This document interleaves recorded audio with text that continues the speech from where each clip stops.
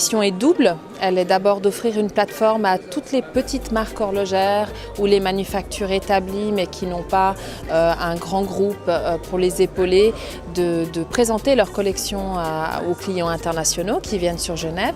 Et notre deuxième objectif est de promouvoir Genève en tant que vitrine horlogère à l'international sur l'ensemble des marchés.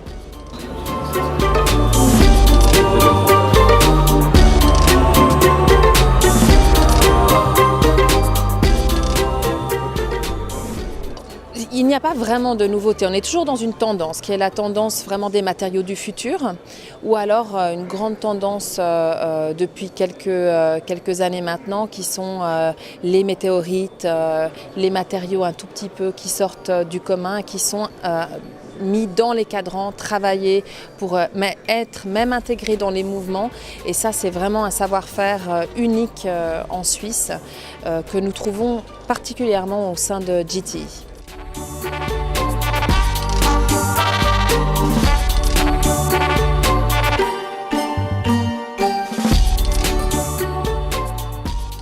En termes de vente, l'optimisme est bien présent, malgré un certain attentisme qui est quand même là pour tous les secteurs, pas seulement l'horlogerie.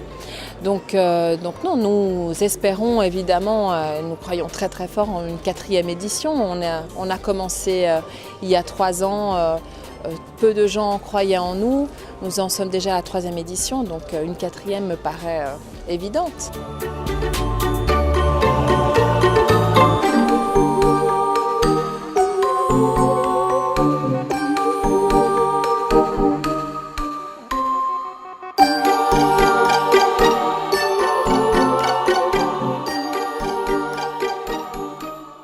Nous avions 2 catégories cette année. On avait la catégorie technique. La montre qui a gagné, c'est la montre de Heritage Watch Manufactory, qui est une montre absolument remarquable d'un point de vue technicité, puisqu'elle a une précision qui est quasiment parfaite.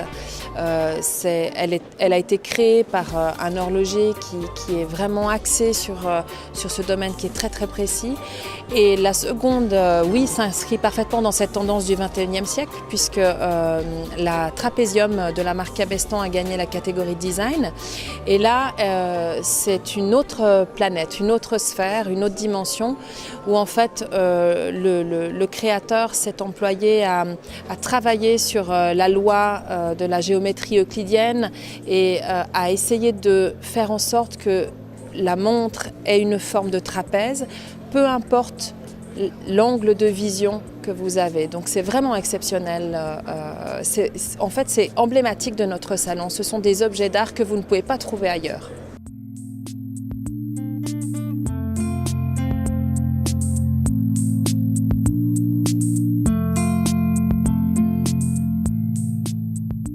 Our new model, the Cabestan Trapezium, is an evolution from the winch tourbillon vertical. We basically, Eric thought, what could we do in terms of making a case that would move it into a more contemporary configuration?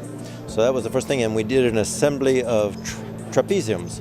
So every angle as you look at the watch, you'll see a trapezoid. Then with the movement, we made some significant advances in terms of we used 2 crowns on the other side of the piece. On the sides of the piece, we have windows, because our movement being vertical, we want to make sure that the wearers and other people can see it, so you can look in laterally from either side. And then the final thing on the back, we've included a sapphire crystal back so that you can see in through the back. And so it's perfectly visible, basically 360 degrees.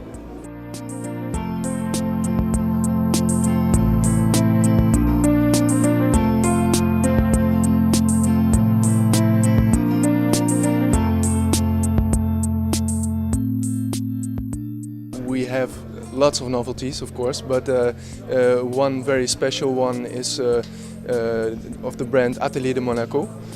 This brand only exists since 2009, and it's a really high-end watch brand, which is based in Monaco. And we brought the Perpetual Calendar, which is a very, very special watch.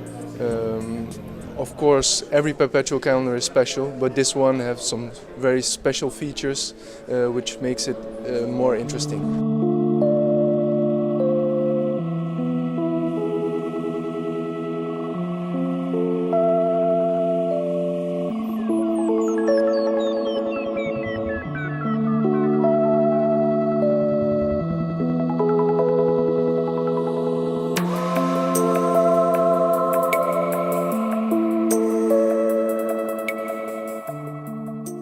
To me, the GT it's something open to independent watchmakers, so it means to independent creativity. So today you don't have a lot of places to express your creativity. So the GT you can find watches with different shapes, you can find movement with different functions. So it's something very different, and I have more and more customers coming to the GT or to see our products, just asking for something different.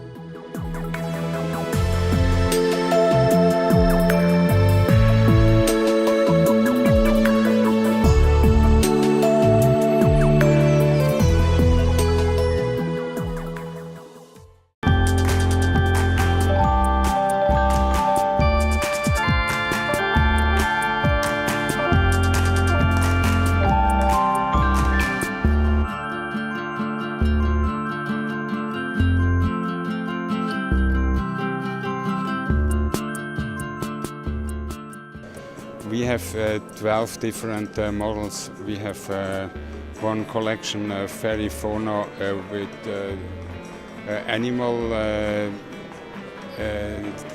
SEMA, and also we have the Poseidon watch, which is adventure maritime watch with a functional compass. And also we have the latest watch is the Dragon watch. We do because now it starts the year of the dragon,